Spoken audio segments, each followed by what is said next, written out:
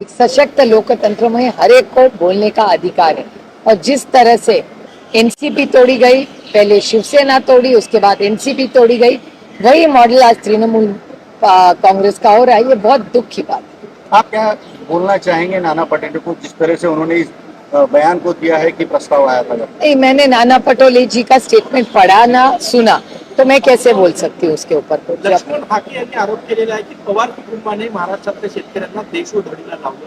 रोहित पवारांच्या उपोषणाच्या पार्श्वभूमीवर एक तर मी खूप विनम्रपणे म्हणते की 12 वर्ष तर आम्ही सत्तेत नाही.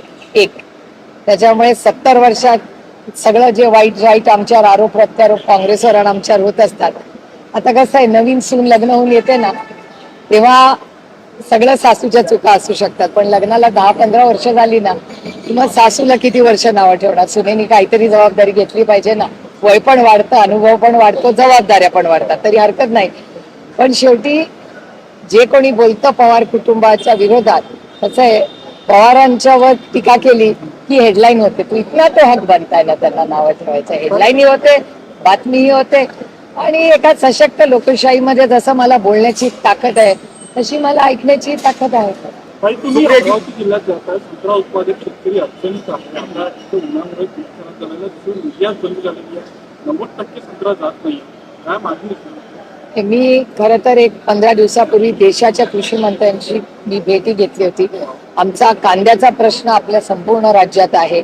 सगळेच शेतकरी, म्हणजे मध्ये तुम्ही बघितलं असेल, माननीय देवेंद्रजीही दिल्लीला गेले होते, तेव्हा त्यांनी मीटिंग घेतली होती कोऑपरेटिव्ह मिनिस्ट्रीची.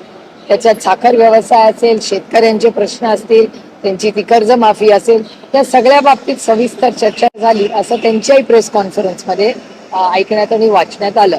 पण त्यानंतर केंद्र सरकार आणि महाराष्ट्र सरकारच्या कुठल्याही शेतकऱ्यांच्या धोरणामध्ये फार काही सुधारणा किंवा एक चांगला बदल किंवा गोड बातमी ही आलेली दिसत नाही.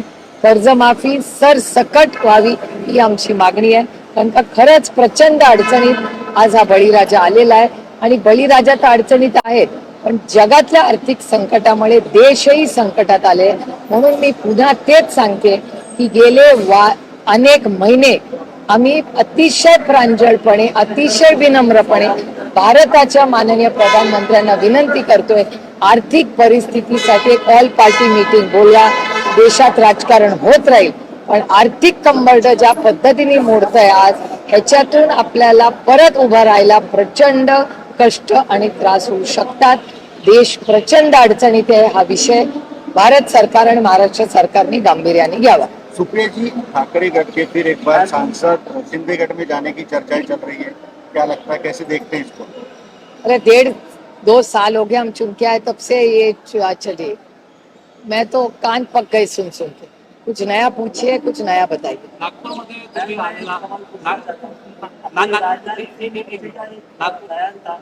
तुम्ही कहा कि ये नई सरकार है, यहाँ पे त्याग पत्र नहीं होता और यूपीए में होता था. मतलब हम चाहे जो भी करेंगे हमारी मर्जी का है, हम कोई त्याग पत्र नहीं देंगे, हम जो करेंगे वही चले.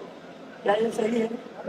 एक तो वो देश के बड़े वरिष्ठ नेता है, उन्होंने क्या कहा मैंने खुद नहीं पढ़ा है, लेकिन जरूर उसके बाद में मैं सब पता करके आपको उसका जरूर जवाब दूंगा. नागपूरमध्ये तुम्ही आला आहात, त्याही तुमचे आमदार झालेले आहेत, काही भेट आहेत जावयांची आणि त्यांच्याकडे काही चक्कर आहे? आणि आमचे व्याही मुंबईत आहेत आणि मी खरं तर अमरावतीला चालले, त्याच्यामुळे आज काही व्यायांची भेट होणार नाही. पण 2-3 दिवसांनी रोजच भेट होणार आहे, कारण का लग्नाला आता 3-4 दिवसच राहिले आणि आमच्याकडे कार्यक्रम 16 तारखेपासून सुरू होत आहेत आणि आजपासून बरोबर 1 आठवड्यानेच लग्न आहे. त्याच्यामुळे आमच्या घरात आणि दोन्हीकडे लग्नघाई आता हळूहळू सुरू झाली. पण आज खरं तर अमरावतीला खूप महत्त्वाचा कार्यक्रम आहे.